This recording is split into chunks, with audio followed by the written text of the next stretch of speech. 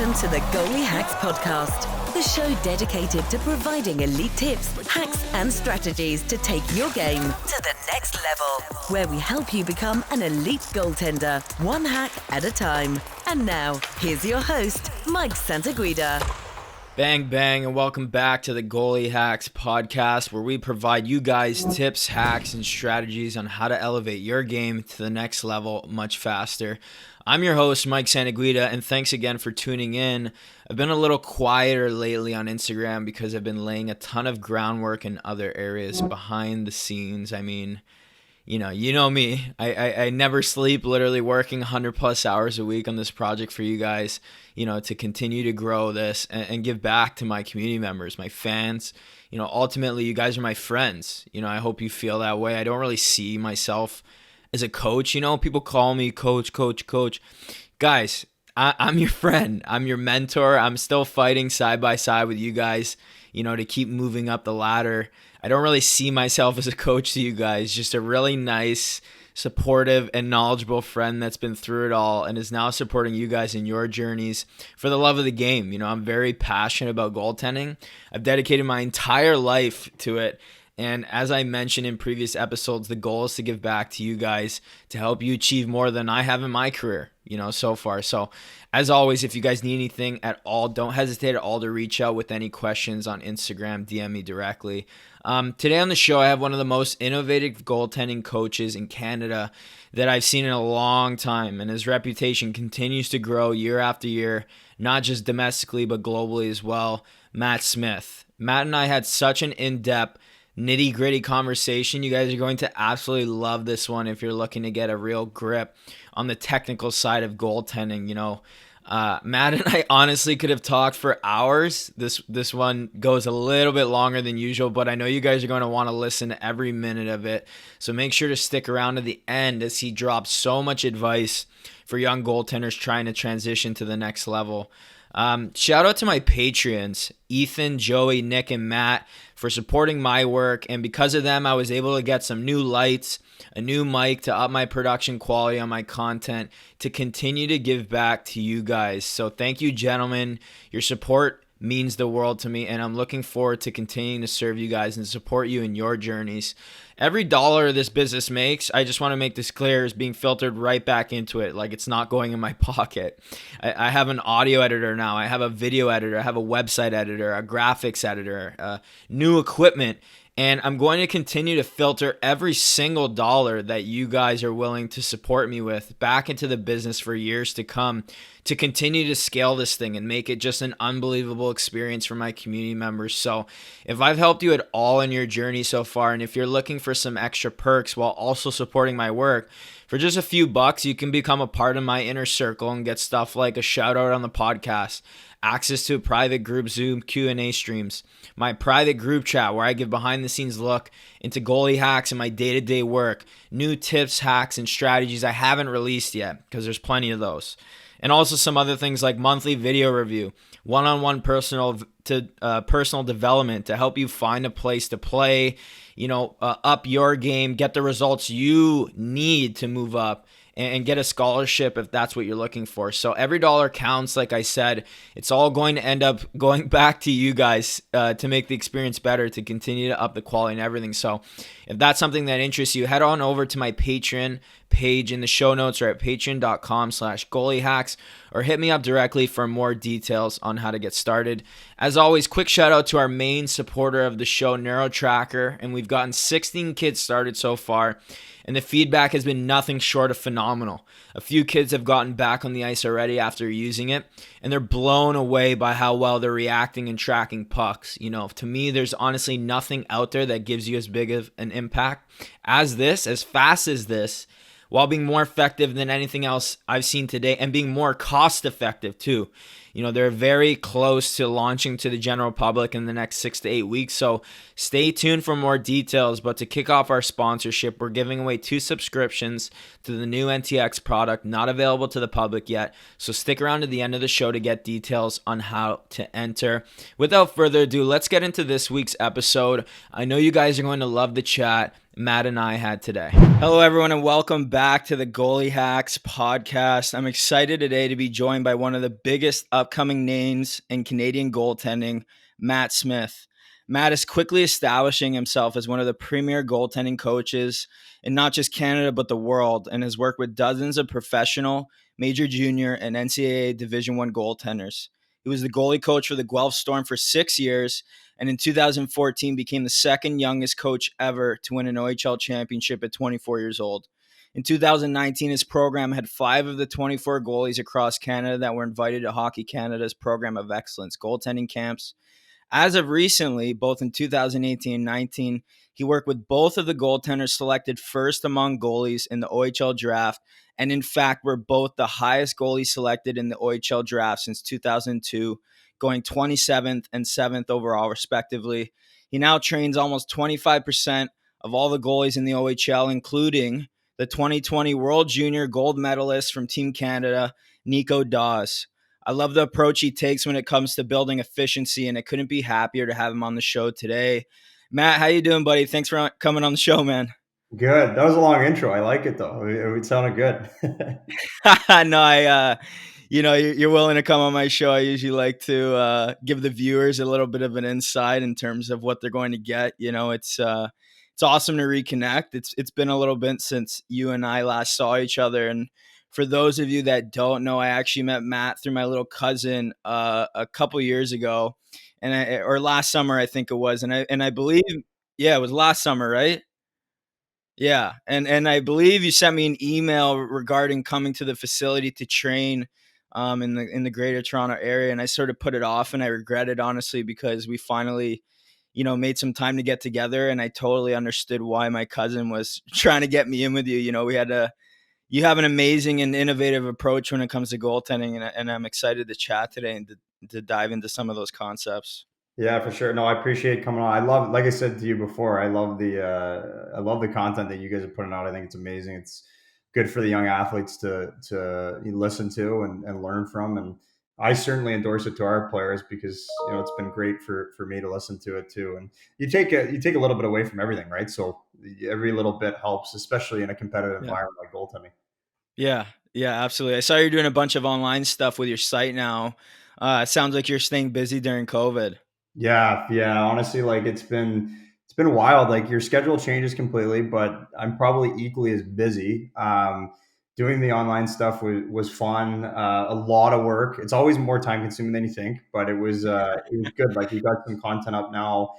You can be an online member for our site because I just found I was training so many goalies, but it's there's only one of me, so it was hard. And so I wanted to share my knowledge a bit more and. Yeah. I thought that platform was probably the best way to do it. And it goes through instructional videos. There's breakdowns, of game film and stuff like that. So it's pretty cheap too. It's $5 a month. So it's pretty affordable. And we didn't want to make it too expensive, but it was more just reaching out to as many goalies, trying to get them better in this time. Yeah. That's a little bit uncertain right now. Yeah, for sure. No, hopefully, I keep hearing mixed things. I hear people telling me the rinks are open in July, and then I see, I don't know if you saw, but LA County, which is Los Angeles, right? And they've extended their stay-at-home orders for another 3 months. Yeah. So I don't really know what's going to go on. I don't know. What do you think of all of it? Yeah, it's pretty uncertain right now. Like we're preparing as if our facility is going to be open for June 1st, but we're not 100%. Obviously, we're just saying, listen, guys, let's be ready to go. Let's be ready to be back for June 1st. But there's no indication this could be a lot longer.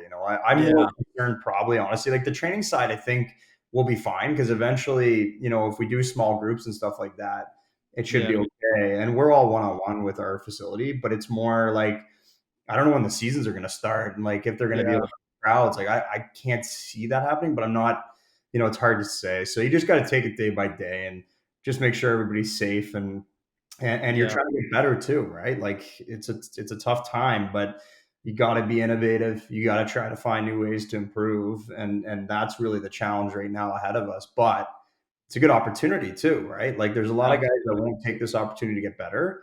And this is your time that you might be able to like push ahead a little bit in some way. So if you look at it that way, it's a little different, right? Well, a lot of people, I'm sure, sitting on their couch and in their bed Netflixing all day, and I messaged some kids, and they respond to me like ASAP, and I know they're just sort of sitting on their phone a little bit, but like you said, it's sort of a time where you can get ahead if you use it appropriately. And even on like recruiting side of things, I think like all these coaches are sitting at home, they're checking their emails, their phones, and then there's so many kids still wondering what's going to sort of transpire. The season will eventually get going, right? Whether Yeah, it's a month or two from now. So no, I think that's great advice. You definitely want to jump and take advantage of this time, whether like mentally, physically, recruiting side or whatever. But for sure. let's jump right in. Let's get after it. Maybe you can just start off by sharing a bit of your story. How we sort of got here today, and when you started your goalie school, and how it's developed over the years. Yeah, for sure. Like well, obviously, you like most of us, we started playing the position, and at some point that comes to an end. And for me, like, I was fortunate enough to grow up in a great environment. I played in the Waterloo Minor Hockey System, which was phenomenal all the way up, and played AAA all the way up, and then ended up signing a contract with the Ontario Hockey League with the Kitchener Rangers, and I never actually got to play. I never got a shot because there was a coaching change. Mhm. But I got to experience an OHL championship there with that group, Nice. and we were actually hosting the World Cup that year. But so it was a toss up between trying to get an NCAA scholarship or accepting a contract as a free agent. Being from Waterloo, we're connected to Kitchener, and it was almost like a dream at that age to play for the Rangers, and so I Right. decided to go that route. And I got to play with Steve Mason. He was our other goalie, just a phenomenal player. No way. I realized quickly that the NHL probably wasn't a path that I was going to go on.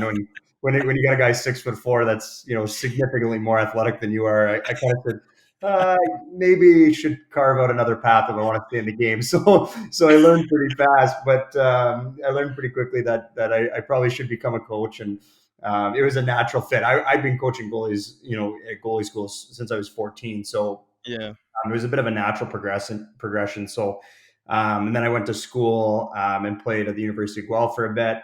And then I actually decided to go back to junior for one more year and play junior B, which is a lot of fun. So we won a Southern Cup there. So that was the big prize at the junior B level. And Mhm. but it was a lot of fun.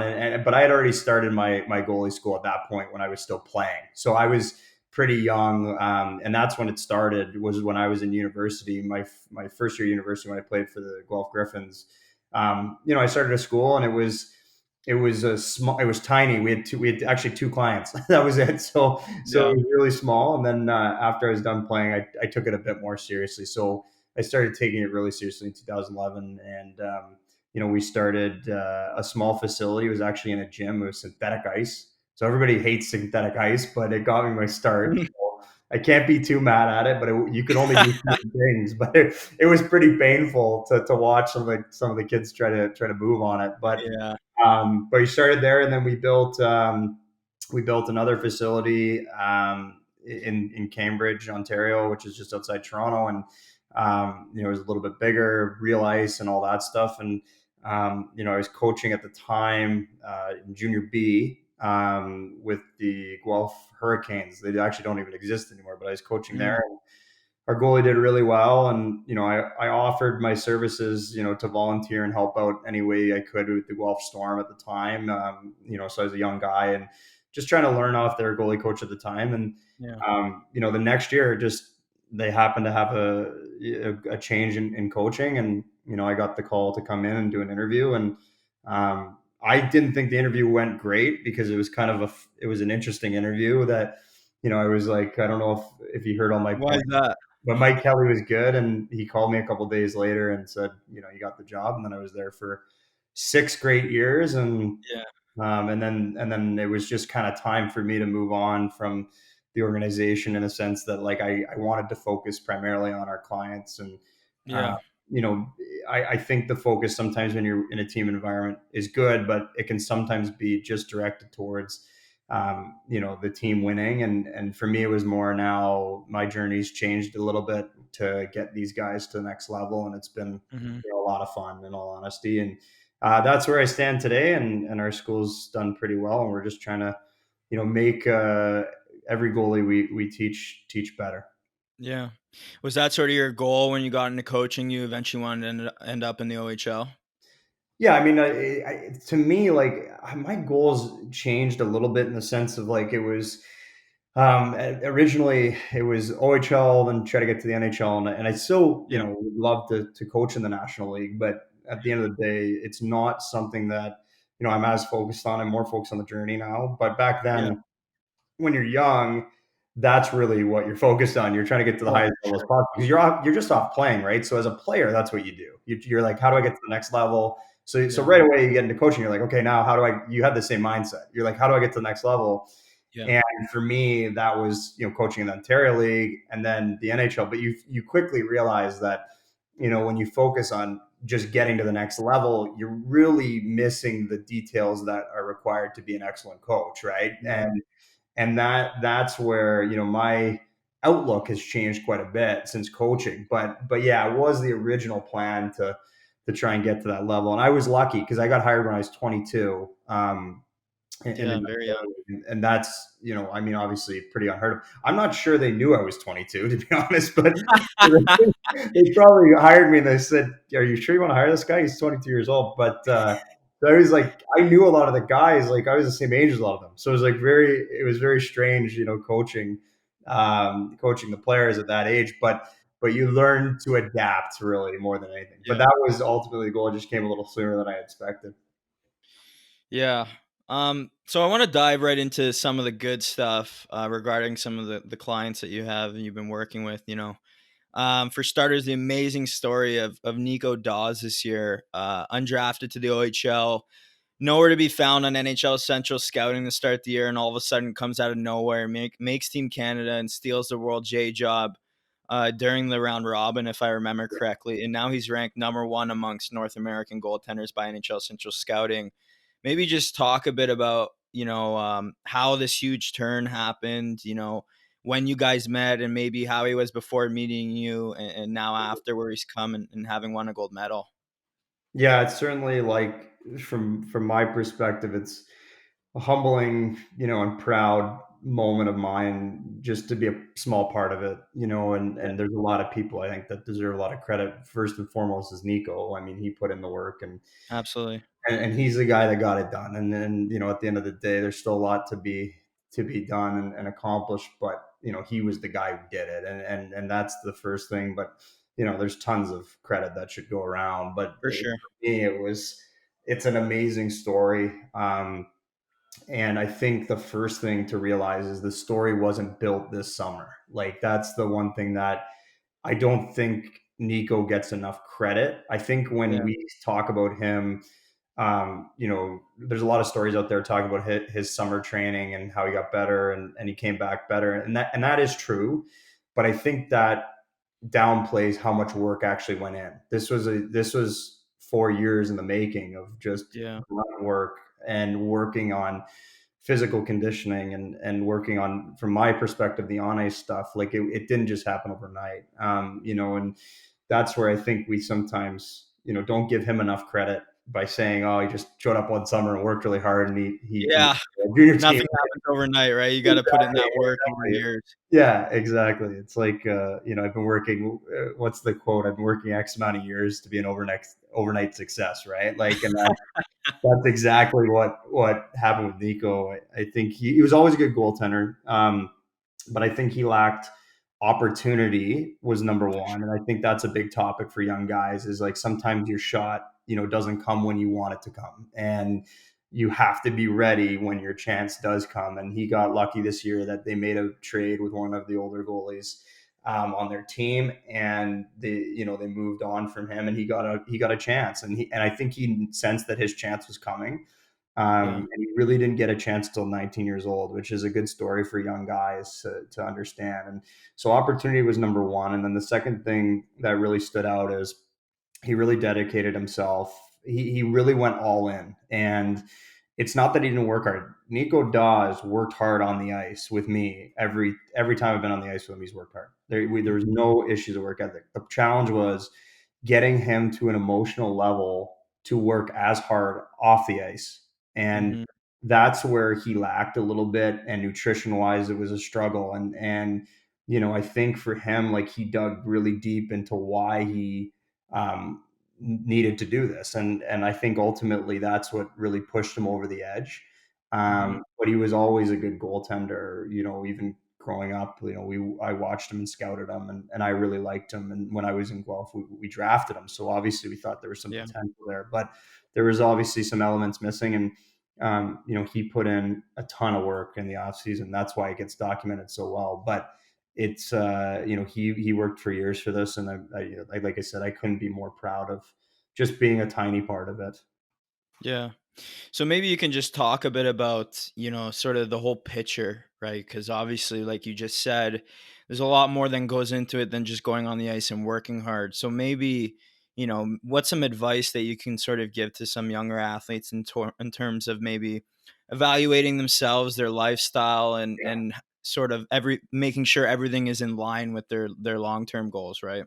Yeah, for sure. I mean, that you kind of hit it like on the head, even just in the question. Like, you have to be exceptionally honest with yourself, Mhm. and that's the one thing that with young goalies I find, especially, they're not honest in a lot of areas. They believe they're better than they probably are, and in large part because the culture you're brought up in is, it's a very small window that you're looking at, in the sense of you're playing with the same similar players.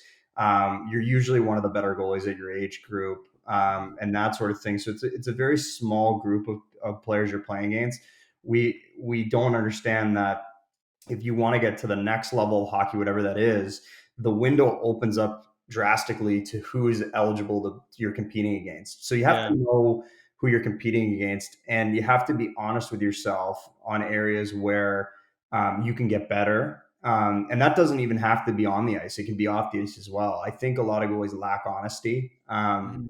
and self reflection, and you need to build that into your life. And that's the one thing that I find really lacks with young athletes. They think they're good because they've had success at the level they've had, or at the level Mhm. they're at rather. And that's the biggest mistake you can make. Even the NHL goaltenders, if you said that, if well, let's do this. If you look back, 10 years ago, and you watched, like, let's say a Pecorine. Okay, I use him as an example because he's changed a lot. The game has changed so much in that 10-year span. And Yeah. Pecorine has changed so much in that 10-year span. If he was to say, okay, I'm just going to, you know what, I've had success doing what I'm doing. I've been really, really good. I'm going to stay exactly how I am. He wouldn't be in the league anymore. He wouldn't be in the NHL, So, and same for any goaltender that's had a long career. And that's what I think young goalies need to realize is, you may be the best at your age group. You may be really good and really successful where you're at. But in order to get to the next level, you have to be way better, because that it gets extremely difficult, Yeah. because there's only one net, and it gets competitive, and everybody's as good as you are. So to differentiate yourself, you have to be humble, and you have to be honest with the direction you're heading and where you're spending your time. And I had this discussion with another goaltender, a client of mine, and I was saying to him that, I'm like, look, you have to decide if you want to be one of the guys or you want to be a goaltender, because Yeah. playing goal is different than playing out and playing player. For sure. It's totally different. It demands Preparation, everything. exactly. You're pushed into a leadership role right off the Yeah. bat. Right, and whether you like it or not, you're a leader as a goaltender, and you don't have to be vocal or anything like that, but you are pushed into a leadership role. So you have to perform and you have to act differently than the players. That's just the bottom line. And that's when, and that's where I see a lot of goalies struggle with, is being able to take that responsibility on. Um, and being able to basically put that into their daily routines and daily life. But if you can do that, because it's so hard to do, you're going to be way more successful than the guy beside you. So that's the good thing with struggle, is it's going to be hard for everybody, and most guys are not going to put that level of focus and discipline into their Yeah. daily lives. And if you can do it, you're going to be way more successful than the other guys. Hmm. No, I agree. So With Nico Daws, where would you say that he excels the most that sort of allowed him to, I guess, stick with it and sort Yeah. of come out of nowhere, to prove to people that he's on his way to becoming an elite goaltender that's NHL material? Yeah, for sure. I mean, it's a good segue, right? Because he's one of the most humble athletes that I've ever coached. And that's his superpower to me. And I've Yeah, always said that to him. Like, and having humility is such an important part to playing goal, and I think that's where he's really good. He the struggle with that is sometimes you take actually too much responsibility, and you yeah, get too hard on yourself, and you have to be able to balance that, right? So that was one thing we worked a lot on from a mental side, and that's what I would say his biggest strength is, honestly. And it's nothing physical. Like he's a big goaltender. He sees the puck really, really well for a big goalie. He's positionally sound and all that stuff. But I think his superpower to me is he is humble and so down to earth, and that comes from his environment, his upbringing. And to me, that's his biggest asset. We all think about the physical traits, right? But I yeah. think that is actually his biggest strength as a goaltender, and why I think he's going to have a long career in the game. Yeah, I know. It's funny, right? Like if you look at a guy like even like me, everybody's so focused on that physical side of the game, but how is it that some of these smaller guys are able to For sure. excel? And I think that the mental part of the game plays such a strong role because even when you get to pro hockey, For sure. everybody has the tools, everybody has the skills, right? And I think 100%. that those things that separate you is the mental side. And I love that you said having humility because I'm just such a big advocate for that, looking in the mirror and saying, hey, we lost 3-2 today. I put up a 40 save game, but could I have had one more? Could I have Without stopped more? Could I have stopped more of those pucks, and being honest with yourself and sort of not listening to the people around you, because I think we all fall into that trap of like, oh, parents say, oh, you're the better goalie, or you played better, or your coaches say, oh, you played good.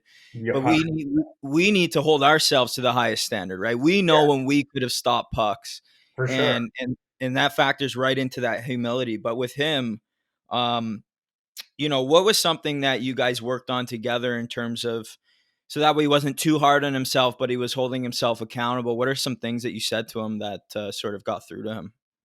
Yeah, I mean, like, honestly, like, it was more just with me, it's a daily thing where, you know, as a coach, you can't be too high or too low, and you have to stay even keel. And that's hard for me because I'm an emotional guy and I'm very passionate about what I'm doing. So sometimes it's a little bit challenging where you want to be a little bit more high when things are going well, Yeah, and you get a little low when things are not going well. So it's a fine line right off the bat. But when you have a goaltender that is humble, he knows when he screwed up, right? Like he knows when he made a mistake. You don't have to harp on the mistakes a lot with him. You have to yeah, just simply look at him and say, okay, this is the area we're going to focus on this week. This is the area we're going to get better at.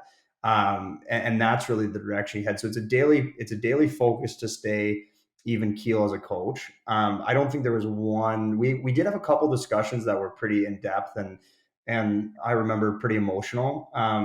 Just to find his why and why he was doing things the way he was doing things. But for the most part, it's just a daily practice of staying even keel all the way through. But I don't think there was one specific thing that was said to him, but it was more just like I said, staying even keel and not getting too far ahead of yourself yeah, or too high or too low as the season goes on, because players pick up on that. Like they pick up on body language. When you're stressed, they know you're stressed. They may not be able to describe it in words, but they can pick up on it. So it starts with the coach, and making sure that if you are a goalie coach, to make sure that you understand that your body language and everything is being picked up on. So that's an important thing, and I would yeah, say that's the biggest thing is consistency with your message. yeah, yeah.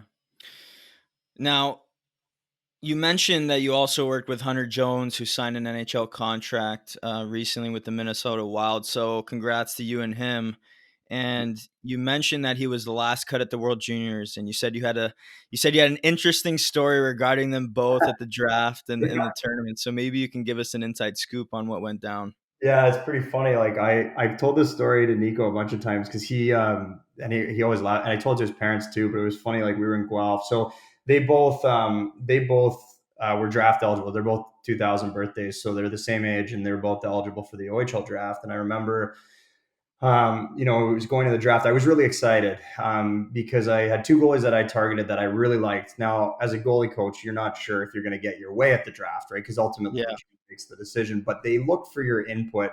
Certain teams do. Some teams won't. So if you're coaching at an Ontario Hockey League level or higher, and in the NHL, you probably don't get as much say because they have tons of scouts. But in the OHL, there aren't as many scouts because just based on budgets, right? So the goalie coach will go out and watch a lot of the goalies and give their impact. And in Guelph, it happened that I had a little bit more say. I'd been there for some years at that point, and I had a great relationship with Mike Kelly. So he really took what I had to say seriously. So we go into the draft, and I was super excited because I'm sitting there going like, I've got one guy I really like that will go a little bit early, but not too early where we're wasting a pick. And then I've got another guy I really like that no one knows about. So and going to the draft, I'm super excited. I'm like, okay, this is the year we're going to get, the guy I really want, yada, yada, yada. So we go in and a couple rounds go by and I'm like, okay, I got to start to think about taking my guy. And the guy was Hunter Jones. So Jonesy was high on my list.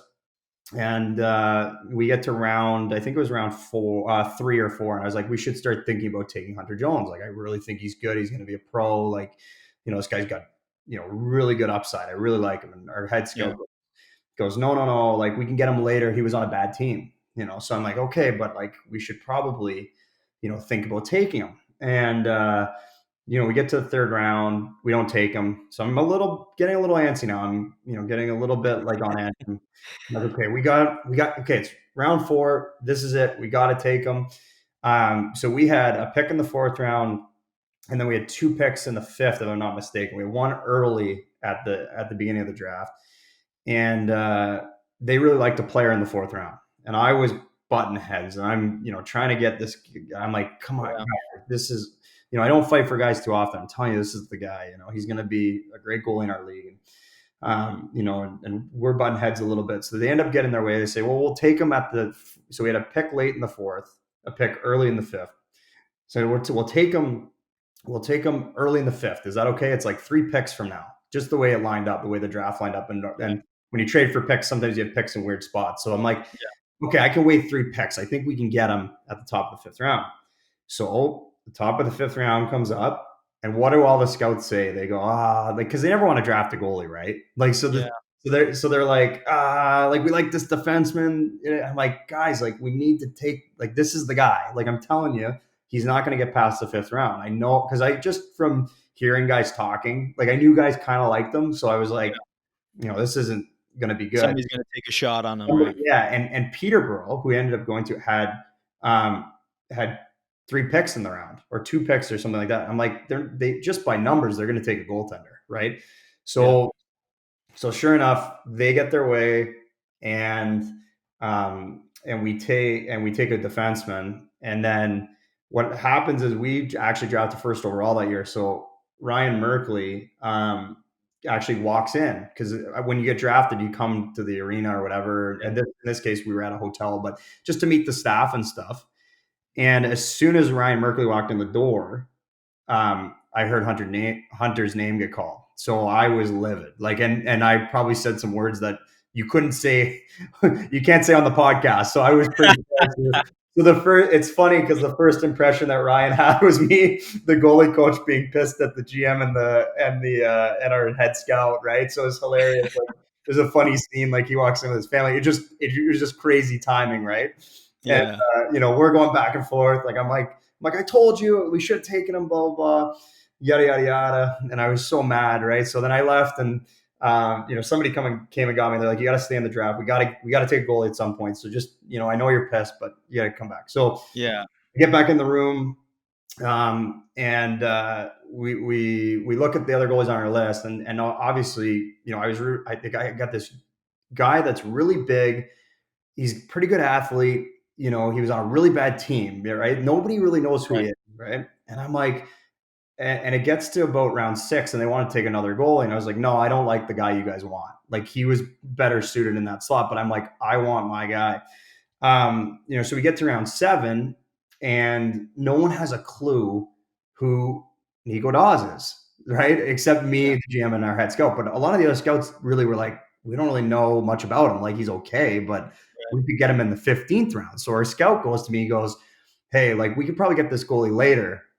And I just looked at him and I looked at him and I did not say a word. I stared at him and Mike Kelly and our head coach goes, okay, take whoever you want. So I ended up getting Nico in the 7th round. I got my way because I was so pissed about the rounds before. So it's ironic that they ended up being the 2 guys competing for a World Junior job. But I ended up getting my way with Nico in the 7th round, but he could have went a little bit later. So we got fortunate to get the guy, but it was a wild story because they ended up being good friends later on. We all trained together, and then obviously they're competing for the World Junior job, and it was just kind of a funny little story and just kind of a little inside look on what can sometimes go on draft day in the OHL. And there's some competitive minds at work, right? But it was a funny story. Yeah, no, that's crazy, man, how that worked out. And I think just shed some light in terms of, I think, your knowledge and being able to sort of foresee some of the talent, some what's going to be able to transition well. And we'll talk about that a little later in the conversation. But I just want to dive right now into your coaching philosophy, and then we can sort of branch out in some specific areas regarding your approach. But I just love the way, you do things. It's very simple yet very effective. Maybe you can just give us a bit of insight into some of the core areas you focus on when you bring new goaltenders into your studio and you start working with them. Yeah, for sure. I think for me, like the first thing we touched on, we got to be honest with the player. We got to be honest where the deficiencies lie, and understand that it takes a certain level of commitment and competitiveness to get you to that level, right? Because what we're trying to change as coaches is subconscious behavior. And even just in life, how difficult it is to change a subconscious mind is very challenging. You're going to go through hurdles that you never thought you'd have to face, and barriers that you never thought you'd have to face. So the first thing is getting honest with the player on their commitment level before we do anything else, and understand that it's going to be a long journey here. So, and that's our big philosophy with the players, is that we want to train them as individuals and know that everybody's a little bit different. And all our stuff is primarily done one-on-one. That's why we have a facility, max probably 2-to-1. And sometimes we'll do full ice stuff depending on what we need. But the point being is we know that it's going to be a hard road ahead to change subconscious behavior. And that would be the biggest thing to start.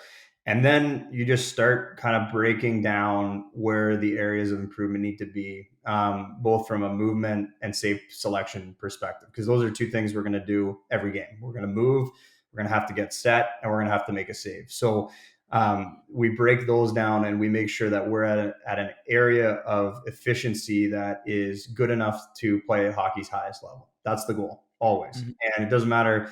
We're not going to put a ceiling on a player. We're not going to say this player's here, that means they can't get here. No. It's, our focus is how do we get the player to be the best version of themselves?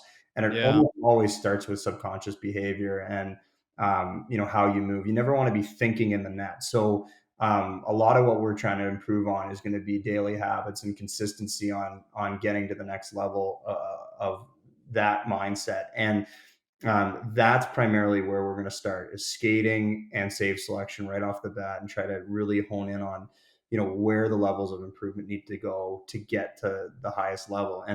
And that's our primary focus for a long time. Like, I think the one thing that worked with a lot of our young guys is they knew going in that it was going to be a long process. Like, I made it very clear to them that, we're going to work on a lot of the same stuff for a long time until we get to a level where we need to be. And then we'll get into the tactical play, because to me, tactics are easier to teach. I think the harder thing to teach is skating and save selection and making sure those are proficient. And that is the biggest thing. So you can see how the honesty connects with the process and the drive that you need to get to that level. And that would be my basic philosophy right off the bat. So maybe you can dive a little deeper into, because I totally believe what you're saying, and it goes into sort of body kinematics too. I don't know if you've seen like Andy Kyoto on Instagram, some of the work that he does with his guys in terms of piecing things together, working on the proper kinematics, and then sort of speeding it up. So, for you, what exactly do you mean by changing the subconscious mind? Yeah, so like for me, there's two parts of the game, right? Like, so you have things that you're gonna do over and over and over again naturally without you even really knowing, right? So how you move is often dictated by what you've done in the past and how you've moved in the past, which is one thing, and then obviously what you see in front of you. So for me, I want to be able to dig into the areas where you're naturally moving and how we can improve those areas naturally. So in a game, you can just go out and play. And that's the big thing with the subconscious mind theory is we need to be able to move a certain way to be the most effective as possible without having to think about it. So when we're training, we're not in that state of mind. When we're training at the beginning, we're consciously looking at the details on how we should be moving to be the best we can be. And then hopefully, if you do that enough, it becomes subconscious. So you have to build the subconscious. You can't start subconsciously and do it right away. If we could do that, it would be a lot easier. We could roll through goalies a lot faster. But you have to start with the conscious mind and say, okay, this training model is not going to translate to the game right away. And nor should we expect it to. Right. It's going to start with just working on something as simple as maybe we have counterweight, we come back before we push, right? Maybe we don't lead with our lead hand, right? Like maybe we're over rotating in the middle of our T push, whatever, or shuffle, or whatever it is. Whatever the issue is, we have to consciously work on it first. And then eventually you do that enough, it becomes subconscious behavior and you see it result in a game. Because the game is very simple, right? If you look at the way the game's played, it's very simplistic in the sense there's only a certain amount of variety that can happen in the game just based on systems and that sort of thing. So the complexity doesn't come from the game, it comes from the improvement of the subconscious skills. So that's the complexity. Not so if you look at our drills aren't complex. They're very simple. In fact, sometimes we know that just literally pushing from face up that angle to face up that angle is enough of a drill to work on what we need to work on, right? So it's more about digging deeper and finding those finer details to be able to make them better. And that's where that comes into play. Mm-hmm. And how can we, for people listening, because obviously I think it's very intuitive for you and I, but what do you sort of do with your guys in order to, one, identify deficiencies, and then two, sort of build that subconscious strength? Is it just like through repetition or type of drill? What is it? Yeah, well, the way I look at it is the first thing, I would say the first thing that most coaches, I would say, make an error on is I think they move a bit too fast, in all honesty. Right. And again, it goes back to being honest with the player that it's not going to be fun right away. We're going to slow this down. Are you ready to do that? And we communicate that. Are you ready to take this slow? And that's the first thing. And really dive into the understanding portion of it, where when I'm working on a movement with you, Mike, I'm sitting there and going, okay, the first thing I have to be able to do is I have to get you to understand where your mistake is. Mm-hmm. I have to get you to say, oh, I feel that was an error. I felt what you were talking about, Matt, right? That's the first step. Because if you understand it and you can say, oh, I know what it feels like to do it wrong, then we're closer to the next step of doing it right. right? Mm-hmm. So then once we get that and we know how it's done wrong, the next step is let's slow it down. Let's get it to be done correctly. And now you know the feeling of what it feels like to be done correctly. So now we're at the process where we can replicate that and do it again, right? So we can do it a second time and a third time and a fourth time, right? And that's what we're trying to hit. So that way, when I'm not training you, you can have a game plan going into your practice and say, okay, if I get 10 minutes, I can work on that little movement with Matt that really makes me stop a little bit more effective or gets my eyes to the right level all the way through the movement or whatever the technical point is, right? So that's the level that you need to start at. Slow and understanding. Slow and understanding is the first step. If you start quickly, you're never going to fully understand where your deficiencies are, and you're slowly going to creep back into bad habits. You can start really quick, but you will slowly go back into the same habits you've always done because you don't know the difference in feeling, right? When you understand the difference of what it feels like to do it correctly versus feeling or getting the feeling for doing it wrong, you can now understand how to be able to make those improvements. And that's the biggest thing for me is we take things way too quick and the goalie doesn't understand the difference. They don't truly understand. They may understand in theory, but they don't know what it feels like to do it right versus wrong. Yeah. And that's where there's a disconnect because there's not enough time, right? So by doing things one-on-one and more in a mentorship style, you're playing a game that's different than everyone else. Like everyone else, like so if I go on the ice and I have 20 goalies on the ice at a time, right? My time between all those players is limited, right? If you're playing a game to say, okay, I'm going to work with this one athlete and we have unlimited time because if it takes longer, I just take longer on the ice, right? Right. I'm playing a game that's infinite, right? When you have goalies there's 20 goalies on the ice, you're playing a game that's finite. You're playing a game that restricts you time-wise. Yeah. So that's where we maximize development, right? And that's how you get to that next level. But you got to start slow. You got to get the understanding first. Once you get that, you speed can come, right? Speed is easy later on. It's not a hard thing to do once you get the efficiency of the movement down. So that's where you want to try to head, and that's the goal at the beginning, and that's the approach we take. But again, it always goes back to that core of being honest with the player and saying, look, we need to do this, and this is the path we need to do to get there. And if you do this, I promise you'll get to the next level. So it's an understanding portion as well, and I think that's the biggest philosophy that is overlooked in today's game. Yeah.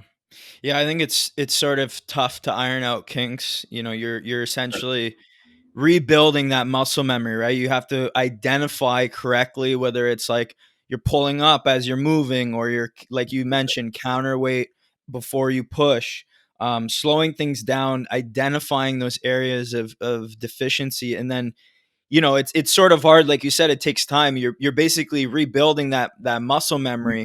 You got it. And you're forcing your brain and your body to go somewhere where it hasn't really been, right? Exactly. And that's why it should be slow at the beginning, right? Because you got to think of it like when you do something wrong for so long. I don't know where I got this analogy from, so it's not mine originally, but someone was saying like the way our brain works is imagine having two ditches, right? And the more you walk on one of the ditches, let's say that's the wrong way to move, the deeper the ditch gets, right? It just gets worn down, it gets deeper and deeper. And it's harder, the deeper that ditch goes, the harder it is to get out of that ditch because it's much deeper ingrained in your mind, right? So to get to the other side is really hard at the beginning. It's really tough. To change a subconscious behavior, it's really hard. But once you get there and you slowly start digging on the other side, now it's harder to go back. So it's really tough at the beginning. It's almost like it's going to get worse before it gets better, right? Yeah. And it's really tough at the beginning.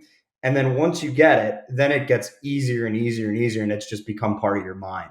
And that's the level you need to get to be able to actually make true change, right? And I'm not talking tactics. Like tactics to me are not as difficult to teach.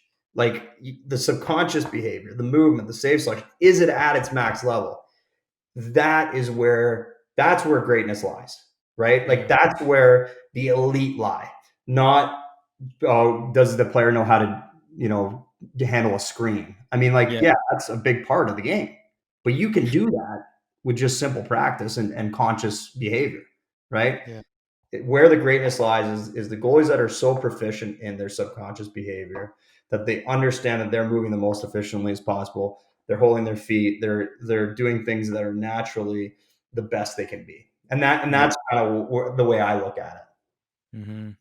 Now, and obviously we're sort of going on with this question, but I think what we're touching on right now is so important. How can goalies sort of look to build that self-awareness, I think is the right term, right? In order to identify and sort of isolate and then fix. You know what I mean?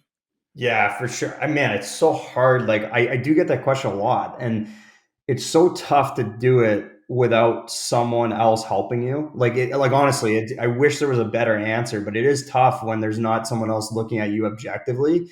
And I think it's really, really challenging unless you're slowing it down and doing it at a speed that when you're watching yourself on video or you're watching another goalie on video, the game's too quick. Like it happens so fast.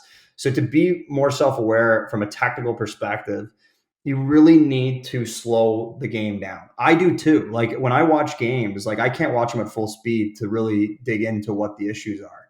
So when I watch an NHL game and I'm doing my breakdowns of the game, I can't do it at full speed because you miss details, right? So I literally will press pause, pause, play until I actually see what the issue is, or I'll just use my software to slow it down. But you need to be able to actually slow down at a speed where you can see, oh, that's where the error is. But it is tough to be self-aware from that perspective because you kind of need a quality coach to be able to do it, right? And that's the honest truth to me. Mm-hmm. Yeah, no, I think so too. Obviously, like you try to bake in some, be your own coach. We're all sort of away from home, away from our goalie coaches pretty often. For sure. And I think that maybe dialing in and reviewing video would be a good option, even with yourself, correct? For sure. That's probably the biggest way to do it is you've got to be able to, well, you have to be a student of the game, right? Like, and that's the first thing. Like, so if your mindset's not like, I'm not a student of the game, and what that really truly means is I'm an artist, right? Like, so if you don't have an artist mentality about goaltending, this won't work for you, right? Like if you're just like a guy that wants to go out there and stop pucks, we've all played with guys like that, right? Yeah. And simplicity is great, like in some ways, like, and sometimes it works for them.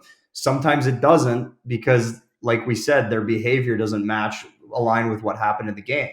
So the results vary, right? But but to be a student of the game, what you truly are is you're an artist, right? So you're a person that will take your performance and say, how can I tinker this performance to be more efficient? How can I tinker this to be a little bit better, right? So you have to be an artist and you have to have an artist mentality to be able to look at a situation and go, that was good, this is better, right?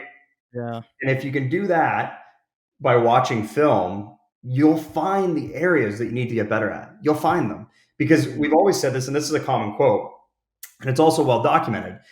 If you search for problems, you'll find problems. If you search for solutions, you'll find solutions. It's that simple, right? So if you look at a situation, you go, oh, my defense did this, this, and this, and that's how I got scored on. Well, that's a problem. You're going to find a problem, right? But if your mindset is, okay, I'm looking for the solution to the problem, right? Taking responsibility for your actions. It doesn't mean you're 100% responsible for a goal. As a goaltender, you are never 100% responsible for a goal because they have to go through players to get to you. So you have to find what your level of responsibility is on the play, right? And it may be 10% responsibility, maybe 3% responsibility. What's your responsibility on the play? Once you find your responsibility on the play, then you have to ask yourself, okay, is this something that's a trend? Is it happening often? Or is it just part of the game and it's a variable that happened once and we don't have to worry about it? If it's a trend and it's happened multiple times, then you look at it and say, okay, it's a trend. It's happened 3 or 4 times this year, maybe more. I have to look at potentially this is something I want to try to evaluate to improve on.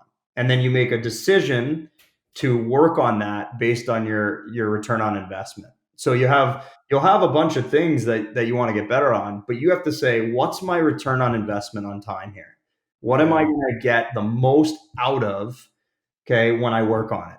And that's the level you got to get to when you evaluate. And that's the same thing as a coach, right? It's the exact same thing for a coach. And if you do that, you will have exponential growth through your performance. But that's the way you got to approach it if you want to be if you want to get to the next level of playing, in my opinion. Yeah, it's sort of and I'm the same way. It's like a solution-based mindset, you know what I mean? Sure. It's and I love the way you put it because it really puts things into perspective in terms of the areas we need to focus on, and it's when they become trends. It's like on a 2-on-1, are you constantly getting burned back door, Exactly. guy coming off the wall, something like that? Could you have played maybe an inch deeper, right? Yeah. And I think that those little adjustments can go a long way in terms of sort of increasing your odds of being able to make the save in whatever situation it is, right? You should, Um, in my view, Mike, like you should evaluate a goal based on three things. You should yeah, evaluate it based on your technical performance on the play, your tactical performance on the play, and intangibles. Like, was I in the moment? Was I focused? yeah, Was I dialed in? Right? Those are your. Did I work the hardest in that? Was I as competitive as I could have been? Those are the three areas you should evaluate when you evaluate your performance on a specific play. And you may be technically really strong. Okay, that goes back to the subconscious stuff. You mhm, may be, you may have an error in tactics. That's maybe something you want to look at, or maybe it's just your mindset wasn't in the right spot and you weren't at a competitive state. So when you evaluate goals, those are the three keys. It should almost be like a checkbox. It's like, okay, I technically wasn't very good here. My movement wasn't great, so I didn't get set. My eyes weren't in position. Okay, that's a subconscious behavior. Let's work on that now. Okay. And is it something we should value and should we work on it? And then you have the tactical side where it's like, okay, was I in the right spot? Right? Did I read the play properly? Was my depth good? Whatever it is. And was my body posture correct? That stuff's in the tactical section. And then you have the intangible section, which is just basically being, are you at your peak state of performance, right? Like that's really what it comes down to. You know what I mean? Or maybe did I communicate with the player, whatever it could be. So when you evaluate goals, evaluate those three things and then ask yourself, okay, is this something that's a trend? Does it happen often? And should I get better at it? And if it's mhm. not, then it's not something you need to focus on yet. You may have to down the road when you get more adept to being able to do things correctly, if that kind of makes sense. No, I'm so glad that you broke it down that way. I know that people will. It's sort of like building a system around evaluating yourself, right? It's Self-reflection, right? Absolutely. we build all these systems when we play, and I think in order to achieve that, not being too hard on yourself, sort of that humility, that give and take relationship, having a system like what you just said is exactly how we can sort of achieve that balance and be objective in every situation, in every goal we let up, right? You got it. um, but jumping a bit, I saw you worked with Garrett Sparks, who's a really tall goalie. And I had an opportunity to meet the guy plenty of times and skate with the Leafs over the summer here in Toronto over the years. And on the show, I feel like the short topic comes up a lot. I see all the tall guys out there, so I want to get your I'm insight. small too, so I get it. I want to get your insight a bit on working with him and some tall guys over the year, maybe diving into some work. What were some of the biggest things you needed to work on with him and some taller guys over the years? Yeah, I mean, well, starting the first thing I'd start with is it was a different relationship for us because that was my first year coaching major junior. So I was, like I Mm, said before, I was 22 and he's 19. So you look at the dynamic, it's such a strange dynamic, but it worked really well. Like we started with kind of more of a partnership, and that's just the way it had to be. We're too close in age, like respect wise. Like I just started coaching, so it was a partnership. We went back and forth a lot on what we should do in certain situations, how we should be able to play things.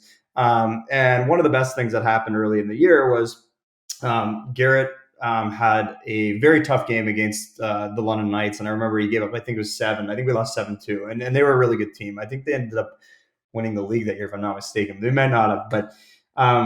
But anyway, Sparksy struggled. He didn't have a great game. And I was like, that was probably the best thing that could have happened, because as a young coach, now I got a little bit of leverage to show him on video what we really wanted to do. And a lot of it was, as cliche as it sounds, was him holding his feet.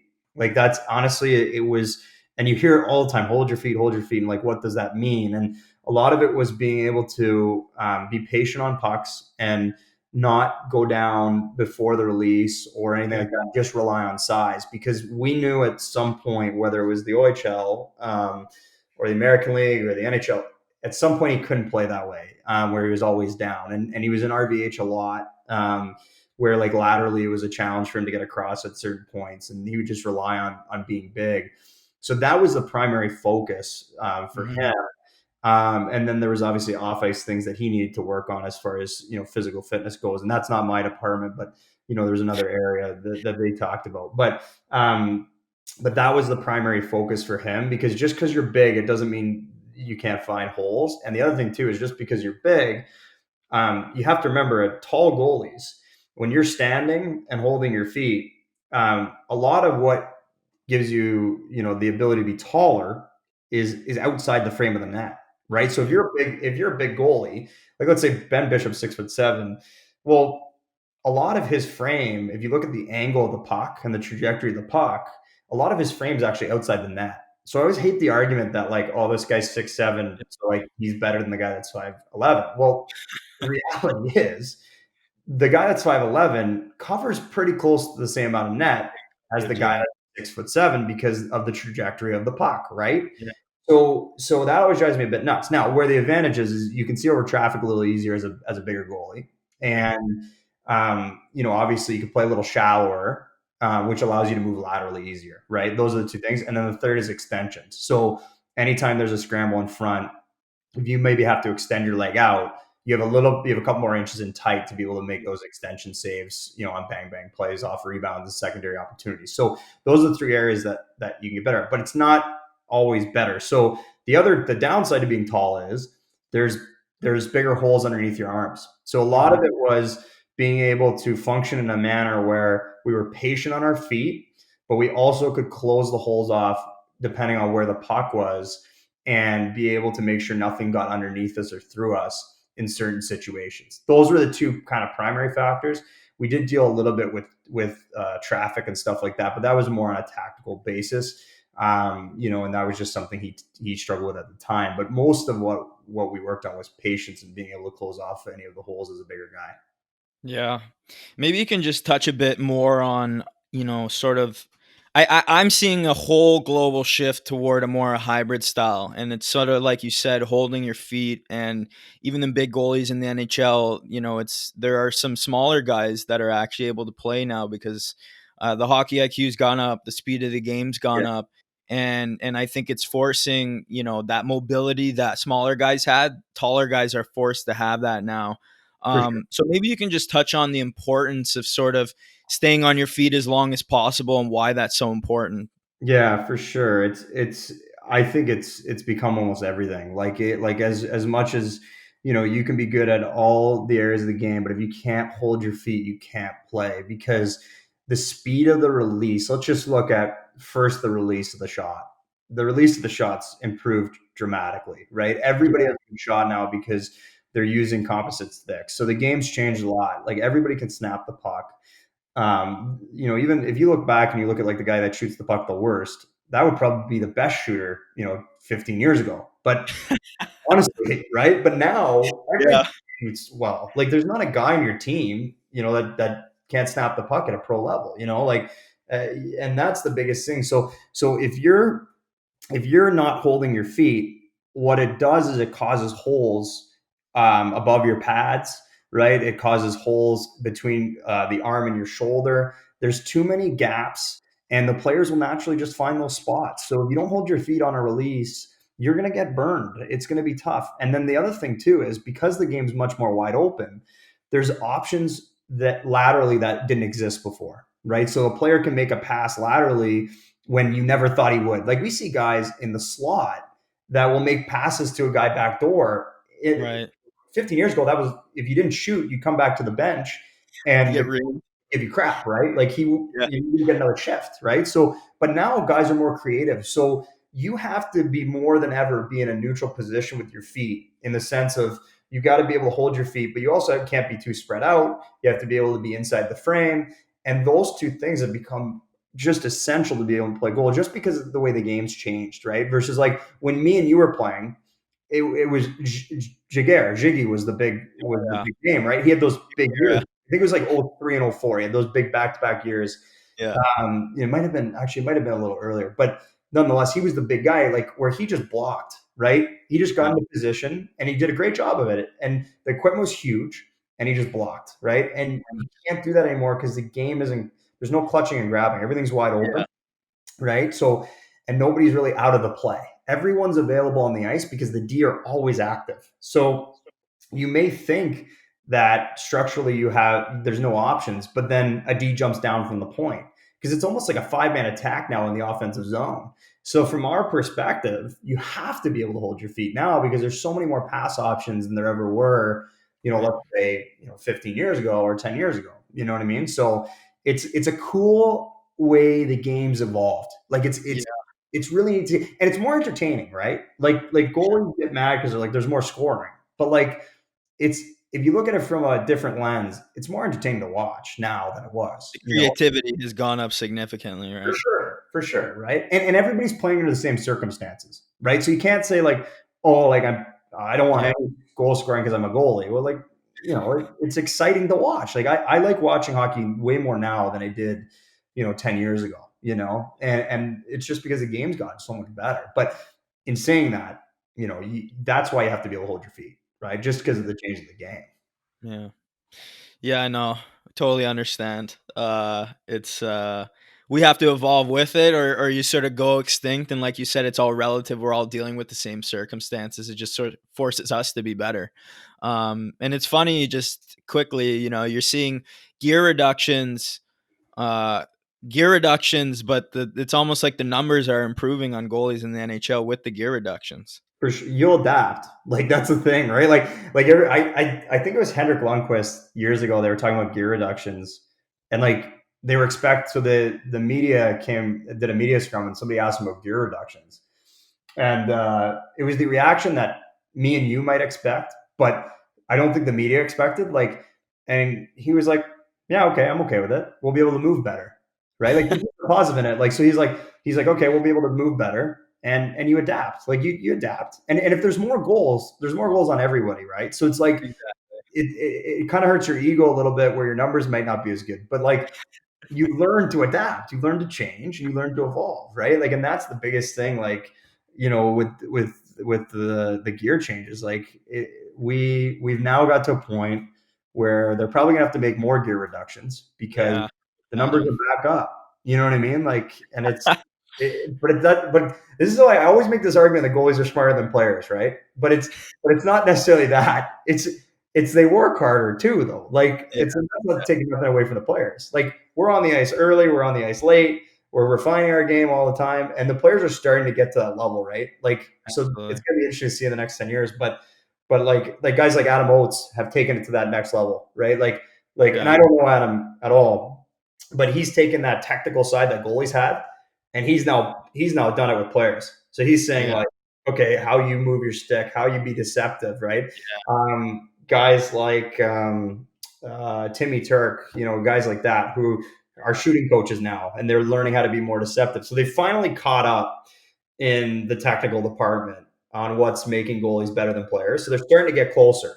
So we've got to up our game a little bit as goaltenders. It's kind of like a little bit of cat and mouse, which is always kind of the fun, I think, the part of the game, right? Like it's exciting, So gear reductions to me are, I love them. I think it's fine. Go smart as long as the guys are protected, right? Like I don't want anybody getting hurt, but as long as the guys are protected, I think that's the biggest thing. The guys are going to be exposed to the guys that aren't skilled enough, right? Like if you're not good enough, then I can see why you're mad about gear reductions, because it's going to expose you, right? Like at the end of the day. So I don't mind it. It makes it more difficult to play goal, which means the more skilled goalies will be in net, right? So Yeah.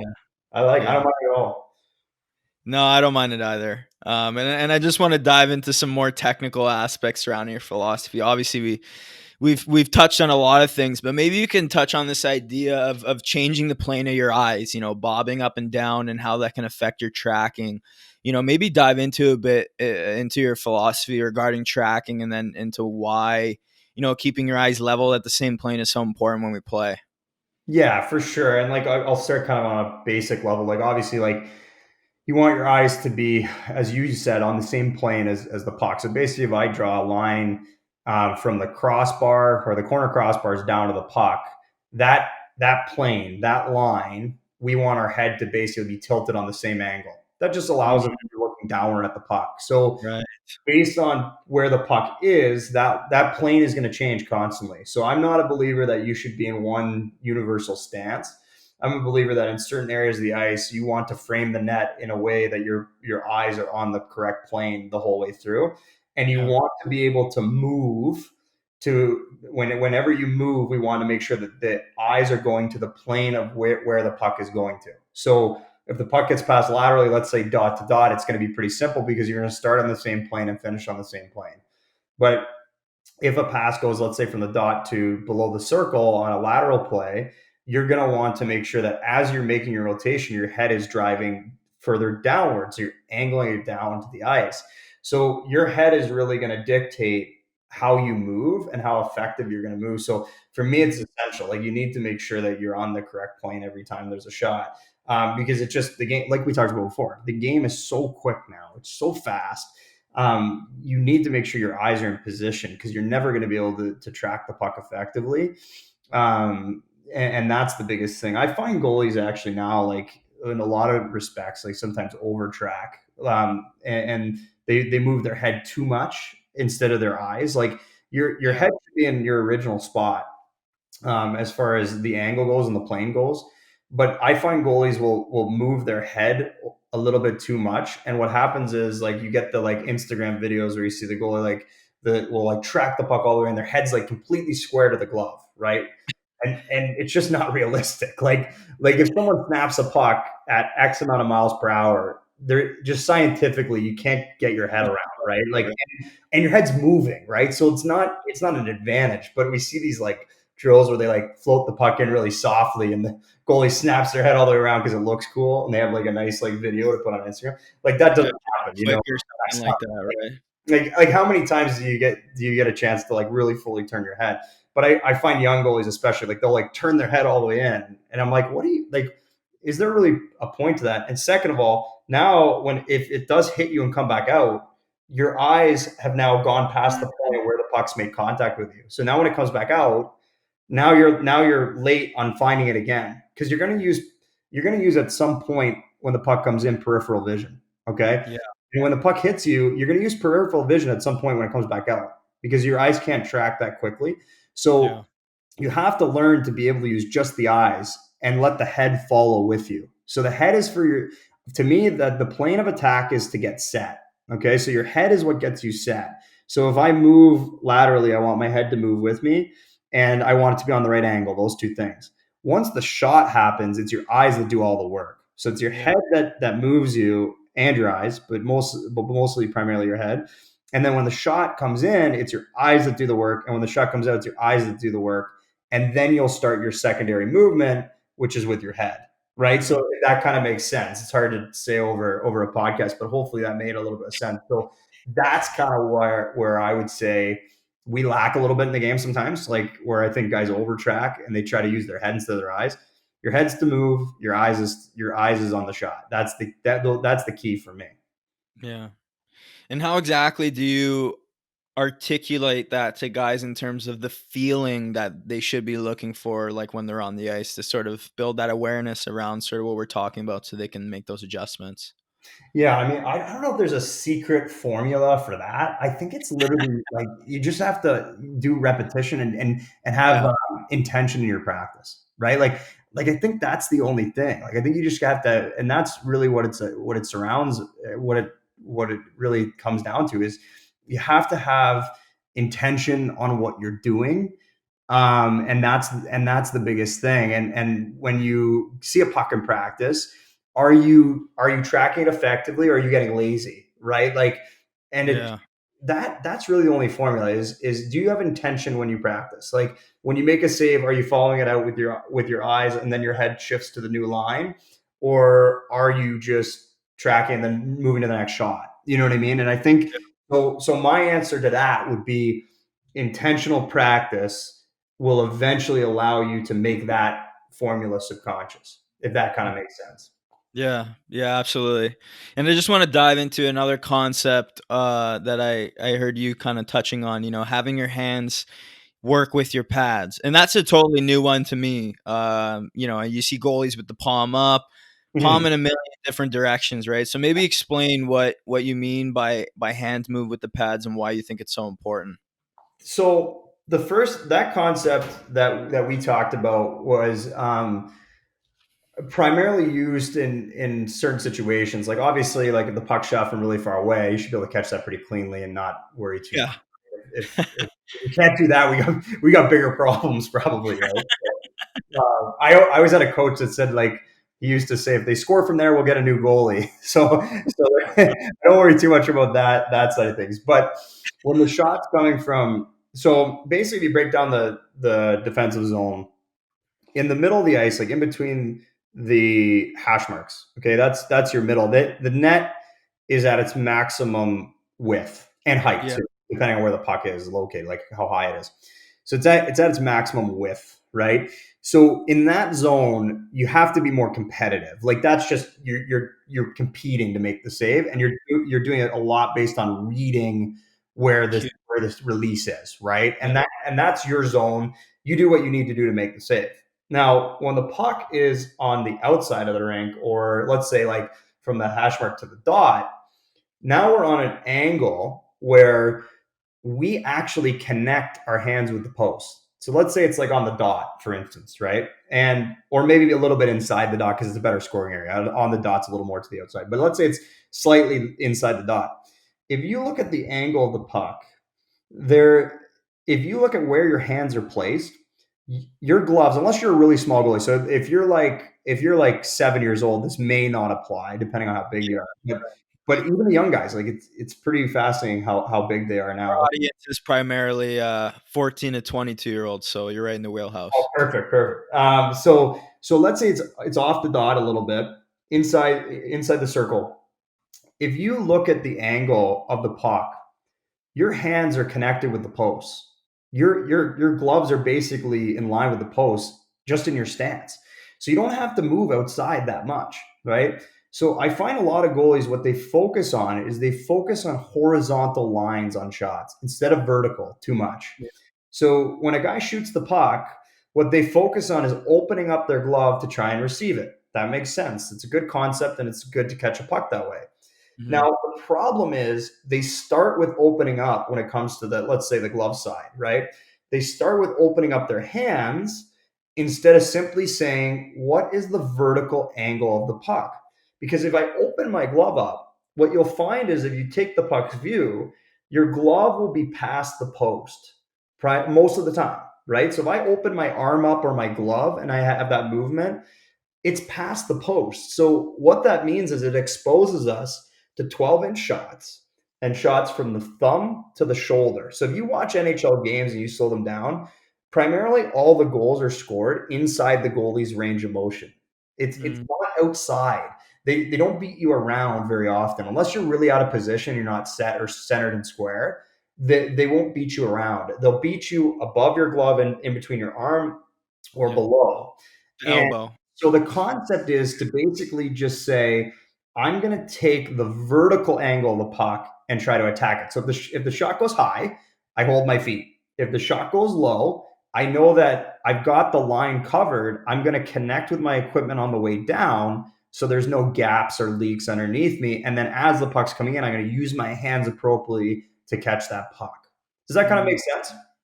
Yeah, maybe you can just touch on a bit on how you sort of work that with your guys, maybe some drills that you do to sort of hammer that home. Yeah. So the key is you have to do pretty simple drills. That's the first thing to start. Like when you first start out with it, and it's kind of a more modern concept, but when you first start out with it, the biggest thing is like you can start with literally just a shot from a certain area of the rink. Like you can literally start that simple, and that's what we do a lot. Or it could be your warm up, let's say, right? Start with a simple shot from just inside the dot or whatever angle you want to choose to try and work on it, and then start to add elements. So let's say there's a pass to that player first, and he's stationary, and then there's a shot. Or there's a pass and then the player moves a little bit and the goalie has to move and there's a shot. So you just want to build on your concept, but you want to try to keep the drills fairly simplistic because, again, we're working on subconscious behavior. We're not working on, and we're trying to do that from a conscious level in the sense of we're trying to focus on one specific skill set. It's not a tactical drill, right? It's a technical drill we're trying to achieve. So what I would say is start really slow and then build around it once the goaltender gets the concept a little bit more. So once the goaltender understands, okay, this is where the net is, and they start to get comfortable with it, now we can start to add more elements in and make it a little bit more challenging for that goaltender to be able to make the save. But my biggest piece of advice is keep the drills fairly simple. You don't need to do a million movements beforehand. Just make them simple so the goalie has a one-track mind on what they're trying to achieve here. Yeah.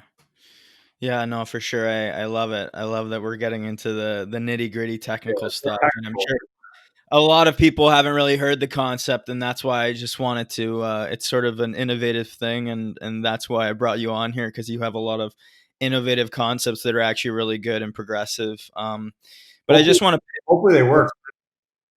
and I'm sure they do. You and your guys have had plenty of results. So, if people have more questions regarding these things, I'm sure just hit up Matt and he'd be happy to explain some more. Right? Yeah, yeah, for sure. I talk a little bit, maybe too much. So I may talk your ear off about it, but it's fascinating stuff, right? Like It is. It is. Your game, and that's what you study it for, is to try to be a little bit innovative, but you're not recreating the whole game. You're just trying to tinker and get a little bit better in certain areas that where you think your percentages can increase and you can improve, right? And that's what it's all about to me. Yeah, absolutely. I just want to pivot lastly here, talk a little bit about making that transition to the next level. Obviously you work with a significant amount of goaltenders that are NHL material, and I'm sure that will continue to grow. But out of all the goalies, you've seen come through the league, scouting minor hockey, your own teams, what are some areas, that you look at in younger goalies to see if they're ready to jump in at the major junior level to be able to compete and keep up with the pace and the skill? Yeah, I get this question a lot too from parents even. So I think it's good to touch on. And for me, so I was fortunate enough, like when I was coaching in the Ontario League, that I was able to do a lot of scouting too. So that was really good because you learn what works. And trust me, I made my fair share of mistakes scouting too. But you learn what works and what doesn't work. I think the biggest thing is, like, for me, I want things that are really hard to teach. Like, I really want things that are tough to teach. And for me, that starts with awareness. And that doesn't just necessarily mean reading the play, but it's even just like guys that are aware when a big save needs to happen, when we need a whistle, right? I saw, I'll give you an example. I saw one goalie, which I was really impressed with. And I, to this day, I'm not sure that he did this on purpose, but if he did, it was pretty, I did notice it. Like, there was one time a team was struggling, and they were having a tough time, and I saw the goalie, like, after a whistle, like, just do up his pad for a little bit, like, and he just took his time, and I was like, his pad's on correctly, but I kind of liked it because he was slowing the game down for his team, and I thought, like, to myself, I'm like, that's pretty smart for a young guy to do, and like stuff like that, like, just awareness of the temperature of the situation in the game. When do we need a whistle? When do we need a save? How does the goaltender control the pace of the game, right? Like, and understanding that awareness is probably the most important thing, right? And because you can make up for a lot of deficiencies by being self-aware, but also being able to read the play effectively as well. And that's the second thing I would say. If a goaltender can read the play, that, to me, attracts me a lot to a goalie right off the bat. Like, and those will be the number one and two things that I would say really I get attracted to when I'm scouting. And then the second is then you break down the skill set, and once you get past kind of the awareness and character aspect, you're going to break down what is their true skill? Like, are they a good skater? Are their hands good? And that sort of thing. Can they see the puck? Can they track really effectively, naturally? Those are hard to teach. They can be taught, but they're a little bit harder in your time constraints, right? So those are the things I look for next, right? And then on top of that, then you look at size, right? So my aspect is size to me is probably third, in all honesty, because how many times have we seen a goalie who's really big and they have no frame in the net? They look small, they play small, they give up goals under their arms, they don't move well, but they're big, right? We see that all the time at every level. So size would be the third thing, because that's not teachable. But the first two would be awareness, and then what's their actual skill set? Like, what's this? And then you want to ask yourself, what's the ceiling of that skill set? Like, how high can they get? What do I project? Right? You don't want to put a cap on anybody, because you can always get better, but you want to try to understand in the time frame I'm allotted, how do I get to the next level? So my advice to goalies is, one, be a student of the game, and we talked about being an artist, right? And number two, be really skilled. Like, if you can be really skilled, because you can't control size, that's just your height is your height. But what you can do is be really skilled and have good awareness. Now, as far as size goes, what you can control is how you frame the net. Okay. So if you're a smaller guy and you think you're not getting looked at because of your size, it's not your size. Okay.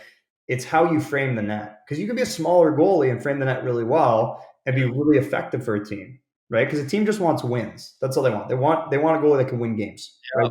They do. Right? They don't care how big you are, so to speak. They want you to win hockey games. So if you win more games, If you play at competitive levels, I always say it too. People are like, "Hey, it's not always about winning," but unfortunately, if you want to play competitive hocky, it does come down to that. And the win column is for the team and the goalie. The players don't share that, right? Yeah, you got it. Like, it's the reality of the situation, right? Like, and we're getting closer with analytics and viewing goalies differently and shot difficulty and that sort of thing, and that's fine. But at the end of the day, I, as a coach, get a contract by winning hockey games at a high level. Now, if minor hockey is obviously an exception, but if you're pro or junior, you win games, you get contracts. So that's what they really care about. So they will see you and say, "Oh, you're a smaller guy," or whatever, and that may be in the front of their mind at the beginning. But if you win games, it doesn't matter. So my advice is, be a guy that's aware, have skill, understand how to frame the net, and find ways to make saves when you need to make them. It doesn't mean you're going to win every game, but be tough to beat. Really hard to beat. Like, don't earn it. Right? Like, exactly. Make them earn goals. You may lose games. Like, I've seen guys lose games, play phenomenal hockey games. They lost a game 3-2. Okay. And all three goals they scored, like, they were tough goals to score. Like, they had to work for it. They had to be patient. They had to put pucks in good spots to score. Like, they had to, have a secondary player, a third play to score. Like, that, to me, I can live with that. But it's give up a goal on the goal line through and not, you know what I mean? Like, goals like that. One you should have stopped, right? Exactly. Like, ones that are clearly should be saves.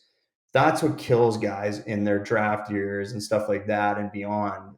You have to lock that down. And that comes from a level of focus and emotional availability that you need to explore and push the limits and the outer boundaries of your potential. Those would be the four areas that I would say are the biggest things.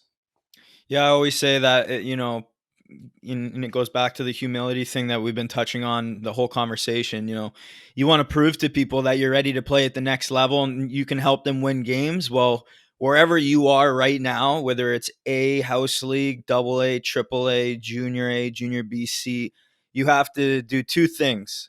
You have to, one, make all the saves you're supposed to, which is either, like you mentioned, on the goal line, did it go under your arm? Even if it was a 2-on-1, was it like on the ice? Did you make them earn those goals? And then number two, making some, if not most of the saves you shouldn't make, right? And coming back to like backdoor reads? Are you saving backdoor shots? Are you stopping all your clear lane shots? And then when you can show people you can do that, that makes coaches, scouts, everything a lot more comfortable with sort of bringing you on board, because it helps them sleep at night with saying, okay, this guy's probably going to transition much better, right? For sure. For sure. And your size and some of those things, like they may catch a scout's eye right away. Like, so some of the stuff that you can't control, that may catch a scout's eye right away, but it's consistency in the behavior that really draws a scout and someone watching to make a selection or sign a contract. Like, it's consistency of behavior. If you can do it long enough, and I have this talk with some of my major junior guys who don't get drafted. I'm like, they're like, oh, I had a good year, but I didn't get selected, right? For whatever reason. And I said, you know what? You did have a good year. If we self-reflect and I look back, I'm like, you did have a really good season. So I'm like, do it again.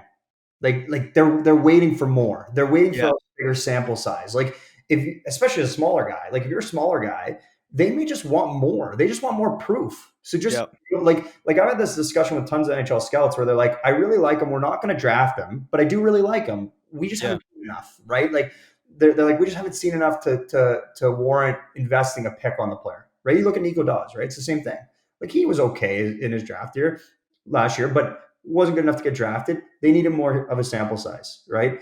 He comes, he brings it, and now he might potentially, if everything works out, he could be a first round pick, but I don't think he slips past the second round at the very minimum. But that's an example of, like, they just needed more time to view, you know what I mean? And sometimes that's the thing, like, guys will go through drafts. Like, the first thing when you go through a draft, you should be honest with yourself. You're not good enough yet. You need to get better. But you're probably, if you're close, you're probably doing a lot of things right too.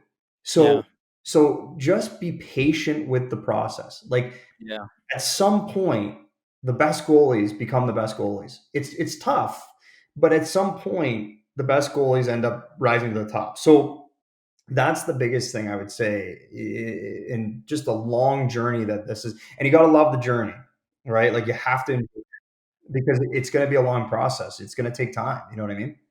Ups, downs. And I love that you said that, because, and you and I had just recently met the last few years, but, I back when I was younger, I was doing really good. I was just same thing, sort of getting overlooked. And I said, you know what? I'm just gonna, if I be like this long enough, it'll prove to people that I'm elite. And looking back on how I got my scholarship, it was like I put up the best numbers in New England in prep school, and then they're like, oh yeah, we like it, but we want to see him play junior. And I said, okay. I didn't pout about it. It was more, they just want to see you. They want to see that consistency. They want to be able to get sleep at night. And everything that factored into me getting my Division I scholarship was everything I did for the 5 years prior, of just that consistent embracing that process and being the best version of me every day. And eventually that evidence sort of builds up, and people, you don't need a million teams to like you. You only need one. You need one. Right? Exactly. And that's sort of the mindset I took with it. But to finish off here, I just want to talk about, and obviously we're going a little long here, but this is a really good conversation. The game is full of highs and lows, and that emotional awareness factors right into your leadership qualities as a goaltender.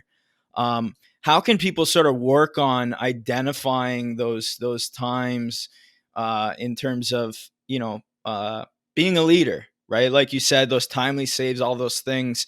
Are those things that people should be focusing on consciously as they come, whether it's like a 5-on-3 late in the game or whatever it is? Yeah, I mean, it's a good question. Like, in game, like I think everyone inherently is aware of when a big moment is coming. I don't think there's a goalie out there that's like not aware in the back of their mind at the very least that, like, we need a save here. We need to be able to come up with a save and that sort of thing. So I don't think, from an awareness perspective, I think for the most part, goaltenders are pretty smart. But I think away from the rink, self-reflection is just something that's totally overlooked. And I really believe that. I think that, like, so for instance, in our program with our junior guys, we are actually in the month right now, currently of May. We're in a self-reflection month. So what we do is, and you don't have to go to this level, but what we do is we have analytic breakdowns of how the goals went in and what the shot difficulty was on every single goal our junior guys gave up. Okay. And we cross-reference that with what the goalies are feeling, what we see on video, and then we do an online or an on-ice evaluation. And we haven't got to those yet because obviously COVID kicked in. But we do an on-ice evaluation of the player and just their core movements and their save selection. And then we do a meeting, which we've gotten to a bunch of them online, and we've just done Zoom meetings with our players. And it's just a month of self-reflection, and that can come in that type of form, or it can come in as simple as just having a booklet and having a journal. Like, I think that as we get older and as the athletes get better, we're going to see more and more players have little journals that they write in, like, it's just about having a clear direction and a distinction on where you want to head. And you'll start to figure out where the areas are. It's like, am I giving up a goal in the first minute of every game? Like, that's not a coincidence, Common underlying trends, sort of like what you alluded to earlier, right? Exactly. It's the same thing, right? Like, and it's like, am I giving up a goal at the beginning of the second period after the flood every single game? Okay, well, like, that's something emotionally that we're putting into the game that maybe doesn't need to be there, or maybe we're not focused enough beforehand, but that getting to that level of self-awareness, it really comes down to, you have to document it somehow. Like, it can't be, oh, it's in my head and then it's gone. Like, you have to document it. So it might be journaling. It might be what we do with our guys. We do analytic breaks now. We do video breakdown. Like, that's a little extreme. You don't necessarily, we're just covering our bases on that stuff. But even just a small journal, like, write down what you thought of the game. Like, start with something really simple. Like, I'm always a big believer in you get small wins first. So the first thing is, get a journal and just write down 2 things you really loved about your game. And every game, as bad as it is, if we're taking that infinite mindset and we're taking our game as art, right? And we're really diving into that concept that I'm a big believer in mastering my craft. No matter how bad the game is, you're going to find a couple areas where you're like, that was a really good save, or that was a really good read. There's no games that are horrible. There's bad results, but there's no horrible games. You're not like changing as a goalie in the middle of the game. You're the same goalie. There's bad results and there's better results. So find 2 things that you really like, and then do 2 things that you didn't like about your game. Start with that. Just simple, and start getting into the habit of making notes and having awareness on some of the little things that maybe you're doing. And then build on it, like the concepts we talked about of breaking it down from technical, tactical, and tangible. You know what I mean? Like, start build it up, and then eventually you get that awareness of how to be, really good in big moments. And that's where it starts. Is just, again, it goes back to awareness. Yeah, I know. I love that you harp on evaluation and self-evaluation, because everyone sort of overlooks that evaluation. I think that everybody's been in this, oh, we need to do more, we need to get better, but I don't think anybody really takes the time at the end of the year to self-evaluate and say, hey, where could I have shaved some goals? Because I always say the difference between like a 91 and a 93 save percentage is only like 6 or 7 goals. So For sure. with you and your guys at the end of the year, what's a way that you sort of look back, evaluate, and then set goals going into the following year, so that way you can keep building year after year? Yeah, I mean, we touched on it in the last question, in the sense, like, what we'll do is we'll do an analytics kind of rundown of everything. So basically the way that works is, and I'll go into more detail, is every goal, I track every goal. So there's not one goal that I don't see on our elite athletes. Now, the minor hockey guys are harder because we don't have video, but the OHL guys, I've seen every single goal that they've given up, and we put them into categories. So we figure out where the sections we're struggling are, and then we got to come up with a game plan on how to be able to fix them. It's that simple. And then we look at shot difficulty. So we look at, on each goal, we put it on a scale basically that breaks down the difficulty of that play. So So for instance, like if I've given up a lot of lateral plays, but my difficulty is exceptionally high, that's probably more team based. So we have to be careful trying to drive that direction, right? So the idea behind it is this: like if it's all good and well to run to a certain direction, but if you're lost and you're running in the wrong direction, it doesn't help you, right? You're better off just stand still because you're actually closer to where you want to go, right? So if you're running in the wrong direction, it doesn't help. So the idea is to find where the direction needs to be, right? And so that's where the analytics come in. And same thing with direct shots. So we'll track direct shots on difficulty and direct goals.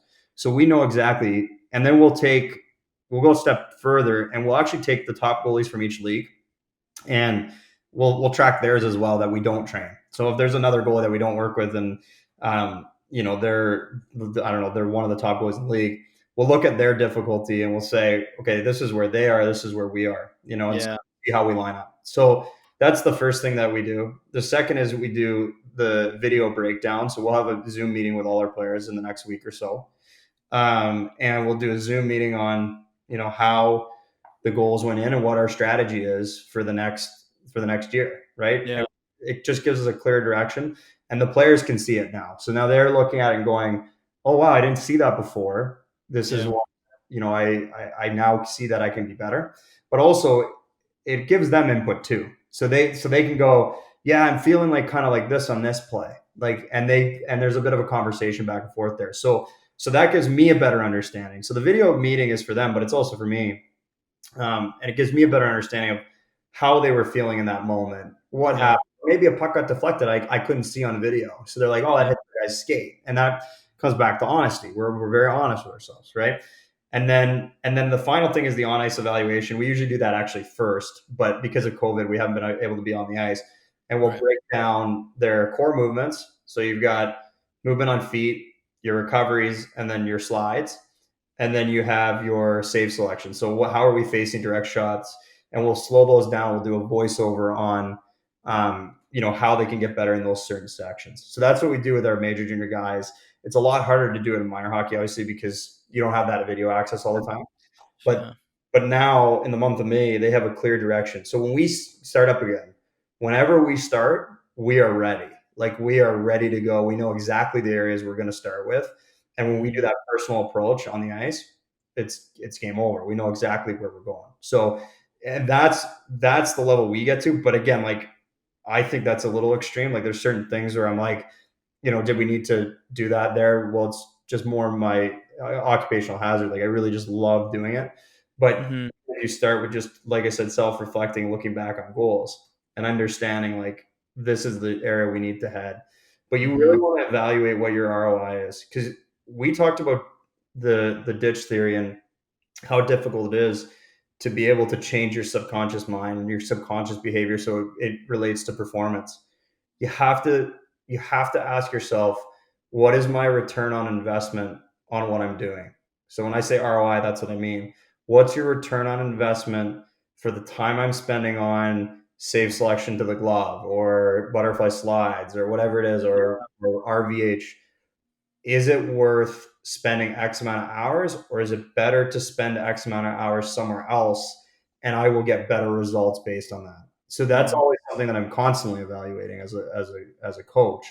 And that's probably a little bit more up to the coach, but honestly, that's where I think we get lost, because we almost play a game as coaches where, because we're so stressed to win games, like it's almost like I use the analogy like a laser pointer, like a cat chasing a laser pointer, right? So like the cat's never going to catch the laser pointer, but everywhere it shows up, the cat's trying to chase it, right? Like, so something will go wrong in a game. They're like, oh, we got to fix that, Yeah. Go wrong in the next week, we're like, oh, we got to try and fix that. And you're just running around chasing all these things, but you're not really getting anywhere. So it's like, for me, it hones in on that level of focus. So if we talked about, like, let's say Hunter Jones gives up 5 goals a certain way, but his percentage is actually pretty low overall, just because our emotions are telling us to go in one direction doesn't mean we should go that direction. We have to make sure we have an understanding of what the path is to success. And that's all that is. So that's kind of what we do to help us get there. And, if that works for you, it's great. if that's a little bit too extreme, then do something a little more simple. Like we talked about journaling and stuff along those lines. Mm-hmm. Yeah, I know. I posted a video. I said this is probably going to be the most important video I post this spring, and it probably won't get a ton of views just because it's sort of everybody's focused on that shiny object syndrome. But you have to sit down. You have to have some type of system self-evaluator. You're just sort of running around in circles year to year. But Matt, honestly, thank you so much for coming on the show, man. I can't thank you enough for taking the time to open up about a lot of things, that have given you and your goaltenders a lot of success. Obviously, a bit of a longer conversation, but unbelievable. I'm totally pumped that we got that much value in, and I know everybody's it's going to spark a fire in some goalies today to start honing in on some of these concepts. Maybe you can just let people know where they can get in touch with you online. Yeah, no. Well, first off, thanks for having me. I always love chatting goaltending. You can probably tell by how long-winded I can be, but hopefully I didn't bore anybody too much. I try to be a little bit more off the cuff, but no, we like to make nerding out on goaltending cool here, so we're all good, man. Good. So I came to the right place anyway. But that's the first thing. It's obviously humbling to be asked to be on, so I appreciate that off the bat. And then Of course. You can find me. I mean, obviously, mattsmithgoaltending.com. If you want to get in touch with me, my email's on there.